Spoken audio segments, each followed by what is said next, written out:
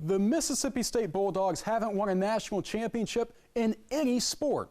They wanted to change that tonight against SEC foe Vanderbilt, who was looking to become the first team to win back-to-back titles since South Carolina did so in 2010 and 2011. The Mississippi State Bats certainly had a tall task tonight as they faced off against one of the best pitchers in college baseball history in Kumar Rocker. It didn't take long for the Mississippi State Bats to brew up some offense, however. First pitch of the game, Rowdy Jordan hits this one into right field to provide an early spark for the Bulldogs. Later in the frame, Vanderbilt trying to get the double play, but Rocker throws it into center field, allowing Jordan to go to third.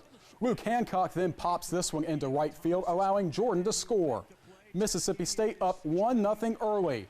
On to the top of the second, 2 on for the Bulldogs. Lane Forsythe grounds out, which allows Scotty DeBrule to score, but they weren't done.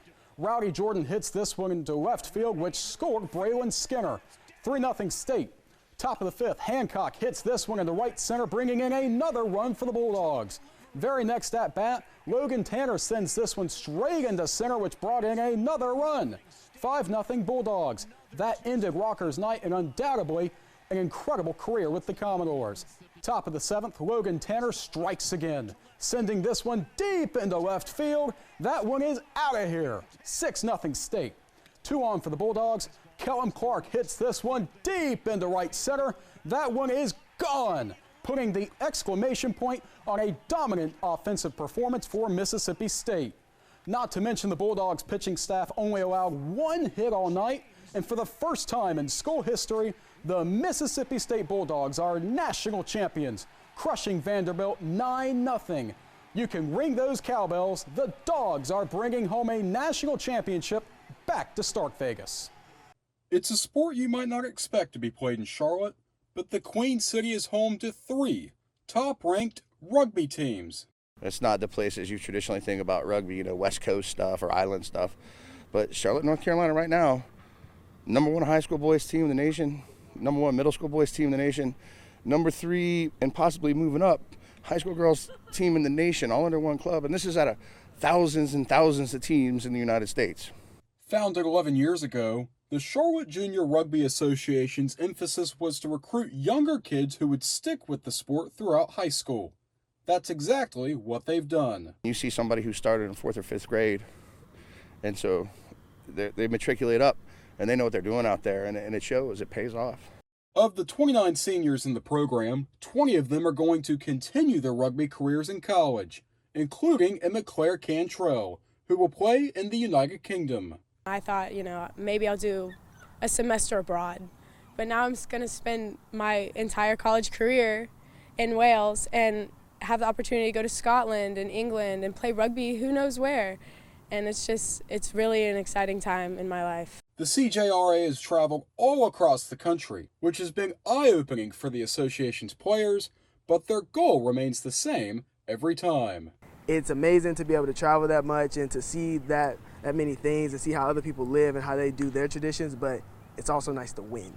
And while Harrington, Cantrell, and their teammates are always looking to add wins to their season and trophies for the shelves, there's one thing in particular that draws them to continue to play rugby. Family. This is my family. This is my second-hand family. They've always been great to me.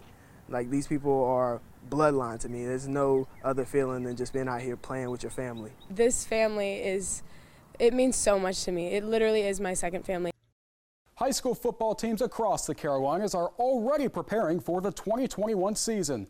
And although mask mandates are being lifted and social distancing is becoming a thing of the past, high schools around the area, including Catawba Ridge, are still being cautious of the pandemic. This time a year ago, these Catawba Ridge football players were wondering whether or not they have a fall football season.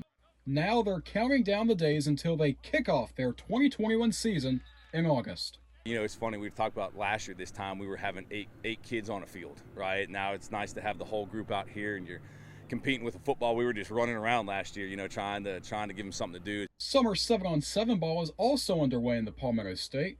Schools get the chance to have some friendly competition with their neighboring schools before the season officially kicks off. They're more able to get around with their friends, and you know, last year practicing 8 kids at a time, and yeah, we practiced all summer, but they didn't see, you know, only a quarter of their teammates until the first day of camp because we can only have 8 here at a time. So even that part of it, the camaraderie is just so much better this year. And while we're inching closer and closer to normalcy, precautions still have to be taken, even during practice.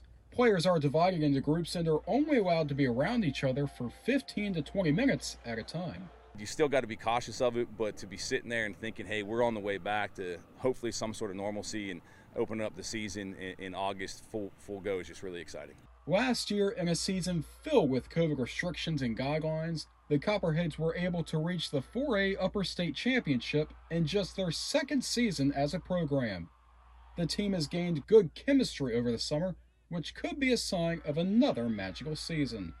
It wasn't easy, it wasn't fun, but the kids bought in that, hey, this is what we have to do to be successful. And I really think that helped propel us through the season, is the plan that we had to kind of attack at the beginning of the summer.